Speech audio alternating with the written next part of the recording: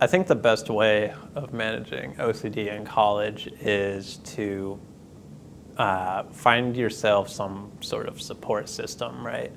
And when it comes to support systems, I mean that's finding hobbies, finding interest in things that you want to do, because part of what having OCD is that you lose almost touch with reality and the things that you enjoy doing. So finding ways to continue to do the things you enjoy while still being able to concentrate on doing schoolwork, as well as just finding ways in which you can still succeed, such as meeting with a professor each week to hold yourself accountable, making new friends, talking to people and having them help you be accountable as well as all universities offer counseling, and if that's something you need to attend, then absolutely check into that. Those are probably the most basic and most general things that I would recommend doing.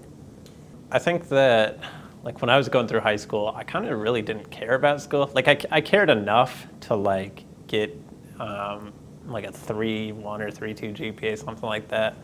And then you obviously go to college, and then you're so close to finding a job or like just being someone out in the real world. As they'd call it, the real world, as if, college isn't real or something. It's because you're so close to finishing and you're supposed to be doing what you want to do as a career and likely for the rest of your life, that people often get stressed about it, because as soon as you're done with college, it's like, where do you go from there? If you just get a bachelor's, you've just spent 16 years of your life in school, and school's almost all you've known besides, having maybe a summer break and maybe like a part-time job or something. And I just think that when it comes to transitioning, people get stressed about the fact that you're so close to having to go find a job and find a career. And especially since you're paying for school now, especially if you went to like just public school where you didn't really have to worry about like paying for anything, and now you're paying thousands of dollars, it just becomes infinitely more stressful, especially since you don't want to have to pay to redo a class and you just want to be able to graduate. And for those wanting to go to like graduate school, their GPA is even more important, because you have to maintain a certain GPA and you have to maintain some sort of volunteer on-campus activity to make your transcript stand out to other universities. So I just think that there's just so many more added factors that just make it difficult coming from high school to college, especially since there's just so much going on in college in your life and so many things that you can worry about and whatnot. I had to do a lot of, searching. Just trying to find who I was. And I think that's what college is a great time for, because you're going to surround yourself with people that are interested in similar things. So I have a group of friends that we're all psychology majors, and they're some of my closest friends. I still talk to them just because I recently graduated school, and they're people I want to continue to talk to the rest of my life. You just have to take steps to just start a conversation with someone and see where it leads, or just talk to someone about similar subjects that you're studying. Finding ways to be in school and find activities that the school's doing. For example, I did debate, and it helped me be able to talk in public and give presentations and whatnot. So even if it's something that you're not sure if you'd like, it's still better to at least show up once or twice and see if it is something. Like, if you're unsure about it, at least try it once, right? Because you don't know exactly where it could go from there. And for me, it opened so many doors doing debate, and I have even more friends from there as well. So I think just exploring your options, finding out who you are and what your interests are, and finding people that are just similar in what they want to do.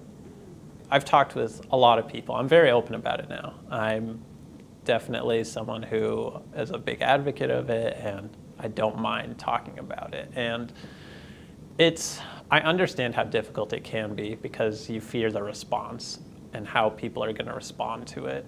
I had friends who I talked about it with, and I talked with my dad about it, and he he doesn't understand. Like, he tries to understand, but he doesn't, I guess, just quite get it exactly. And I've had other people in my life that, they get it extreme, or they understand completely. I've had professors that are counselors who talk to me about it, and I feel completely comfortable talking about it. And it's not like the people aren't supportive, like my friend and my dad, like they completely support me and whatnot.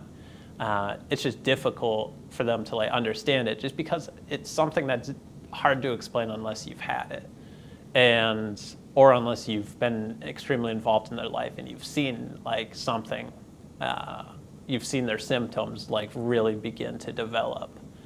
So I think the best way to even just start talking about it is just to find some sort of outlet in which you feel comfortable talking about it. So for me, I like to add a comedy aspect to it. So I like to talk about my exposures and how, basically just kind of make a joke out of it, and talk about how I was feeling during it. And I like to do it to also shock people. I like to see their expressions on what they had to, or what I had to do, and seeing how they felt about it and talking about it. So I just think just finding some sort of outlet, especially as well, because the first time I talked publicly about it was I gave a presentation in class, and ironically it was about OCD, was one of the aspects, and I said, I think I should, talk about this and my personal experience. And I met with the professor of that class before, and asked if it was okay if I talked about it, and they gave me the okay as long as I wanted to talk about it. So I think just trying to begin publicly about the discussion, and just being willing to find outlets, or finding just people to talk to that you think that will understand. And even if they don't understand, the worst that's going to happen is they're not going to get it, and then you find someone else to talk to about it, because there's always going to be someone that's willing to listen, and there's always going to be those people that understand. And if they don't, there's always the people such as at the IOCDF. Everyone here gets it. They understand what it's like. There's always going to be some sort of organization or some sort of group of individuals that are going to be helping you succeed and be willing to understand and hear you out.